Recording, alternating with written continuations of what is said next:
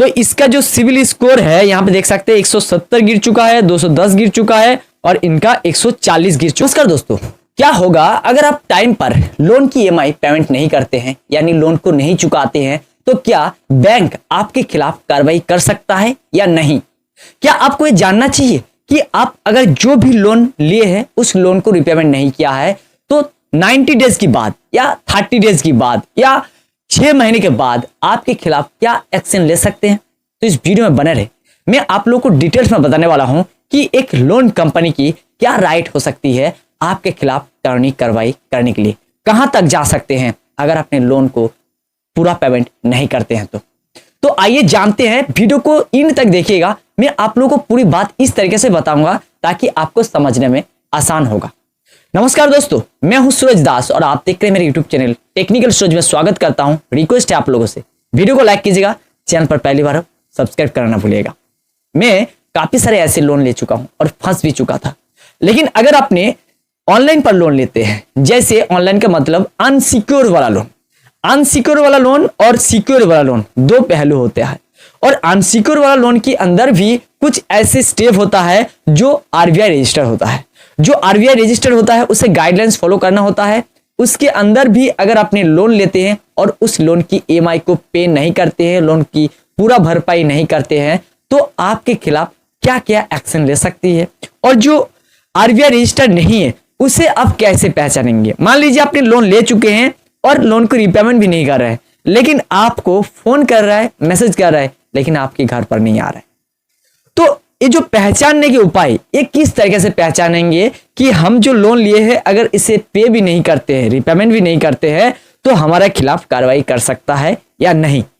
तो बने रहे वीडियो पर। सबसे पहले दोस्तों मैंने आप लोगों के लिए नोट बना रखा हूं, जैसे कि लोन डिफॉल्ट इजिकल टू ईएमआई भरना ना भरना, यानी 90 डेज।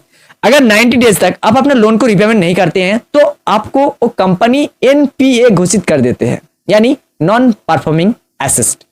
ऐसे में क्या होता है कि आपको 5 से 6 साल तक लोन मिलना मुश्किल हो जाता है और कहीं पर भी लोन नहीं मिलता है। इस रिपोर्ट से ही उन्हें पता चलता है। मैं आप लोगों को शो करूंगा एक ऐसे रिपोर्ट, उसमें से अगर आपकी सिविल स्कोर जितना कम होगा, जो भी आपकी सिविल स्कोर है, उस सिविल स्कोर से पता चल जाएगा आप कितना कंपनी को लोन की रिपेमेंट नहीं किया, कितना लोन डिफॉल्टर बन चुके हैं, कितना दिन से लोन नहीं दिया। सिर्फ वो लोग सिविल स्कोर देख के ही आपको ज्यादा जांच नहीं करेंगे। सिर्फ सिविल स्कोर से आपकी 570 है, 560 है, 660 है, 720 है, तो इस तरीके से इसका सिविल स्कोर देखते ही उन्हें पता लग जाएगा कि आप आखिर किस तरीके की इंसान है।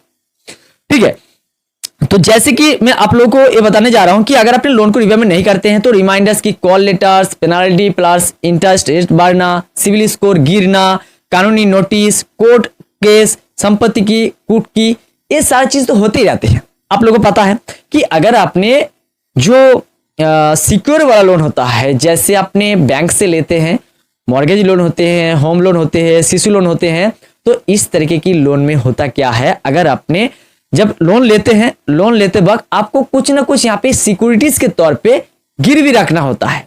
आपको कागजात जो है आपका उसको वहां पे रखना होता है। ऐसे में तो आप कहीं पर नहीं जा सकते। अगर नहीं भी देते हैं तो वो लोग कब्जा करने के पूरी तरीके से उसके पास राइट से अधिकार है। तो यहाँ पे होता क्या है कि अगर आपने इस तरीके से लोन लेते हैं तो उस मामले में आपको बैंक से बात करना चाहिए, बैंक वालों से बात करना चाहिए और लोन को सेटलमेंट भी करने के लिए उपाय उससे पूछना चाहिए कि मैं जो भी बचा हुआ राशि है उसकी टाइमिंग को बढ़ा सकता हूं। मान लीजिए सपोज 2 लाख की आपकी यहाँ पे लोन की बकाया है और उसको आप यहाँ पे 10,000 की ईएमआई था, तो यहाँ पे 2 लाख में 20 महीना होता है, तो यहाँ पे आप चाहे तो 4 साल भी कर सकते हैं। थोड़ा आपको इंटरेस्ट लगेगा, लेकिन दोस्तों यहाँ पे होगा क्या, आपके ऊपर से प्रेशर कम हो जाएगा। अगर आपने अनसिक्योर लोन लेते हैं, मैं बात करूंगा अनसिक्योर लोन में, अगर आपने लोन ले लेते हैं और उसकी रिपेमेंट करने में ढीले कर देते हैं तो आपके पास कॉल तो आते हैं, फोन आते हैं, बार बार परेशान करते हैं और आपका कॉन्टेक्ट लिस्ट में जब आपने लोन लेते हैं तो एक्सेस जो है दे देते हैं, कॉन्टेक्ट लिस्ट, मीडिया फाइल वगैरह वगैरह सब कुछ जितना है, लोकेशन वगैरह सब कुछ ओके करना पड़ता है, तभी आपको लोन मिलता है। नहीं तो रिजेक्ट कर देता है। तो इस तरीके से उनके पास सारा डेटा आप उनके पास है जो आपके फोन में है। चाहे आप जिससे बात करते हैं ज्यादा, उनका भी रिकॉर्ड उनके पास रहता है, किससे ज्यादा बात करते हैं। तो सबसे पहले नंबर होते हैं क्रेडिट भी, इस मामले में पहला नंबर है। अगर अपने लोन की रिपेमेंट 1 से 2 दिन नहीं करते हैं तो आपकी रिश्तेदार से फोन करना स्टार्ट करते हैं और आपका रिश्तेदार से बताते हैं कि जो है आपकी ये नाम की व्यक्ति है, लोन की रिपेमेंट नहीं कर रहा है, इतना क्या बकाया है। ठीक है, तो आपको इसके खिलाफ जो है जवाब देना चाहिए। ठीक है, वो रिश्तेदार को भी कहना चाहिए भाई वो लोन लिया है तो हम क्या करें, तो इस मामले में हम कुछ नहीं कर सकते हैं। तो इस तरीके से जवाब दे देंगे तो आपके पास कॉल आना बंद हो जाएगा। उसके बाद दोस्तों यहाँ पे अनसिक्योर्ड लोन में होता क्या है, अगर मान लीजिए यहाँ पे मैं अगर एग्जाम्पल दूं, एक्स नाम की एक व्यक्ति है जो 2 लाख की लोन लिया है, उसके ईएमआई है 6,000 रुपये, 6 महीने डिफॉल्ट हो चुके हैं, यानी 2,40,000 हो जाते हैं और इसका सिविल स्कोर 780 से यहाँ पे 610 हो जाता है।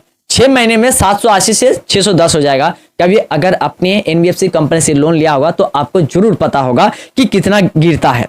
ठीक है, तो मान लीजिए यहाँ पे 6,000 की जो ईएमआई था, इसे ना देने के कारण इसका 4,000 रुपये एक्स्ट्रा तो लग ही गया है, उसके साथ साथ उसका सिविल स्कोर भी खराब हो चुका है। अब दोस्तों यहाँ पे मैं वाई की बात करता हूं।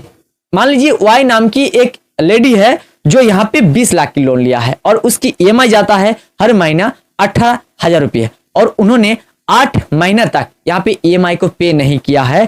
तो यहाँ पे जो है घर पर सरफसाई एक्ट नीलाम 7 साल नया लोन भी नहीं मिलता है। ठीक है, तो इस तरीके से अगर आपने जो है सिक्योर वाला लोन लेते हैं तो आपकी ये जो है मैंने वर्ड यूज किया जो सरफसाई एक्ट में नीलाम होता है।